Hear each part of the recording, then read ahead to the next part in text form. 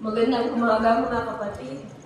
Ngayon ay ika-tatlong araw ng ating Misa de Aguinaldo. Ang ating punong tagapagdiwang ay si Reverend Father Arlene Dumaman.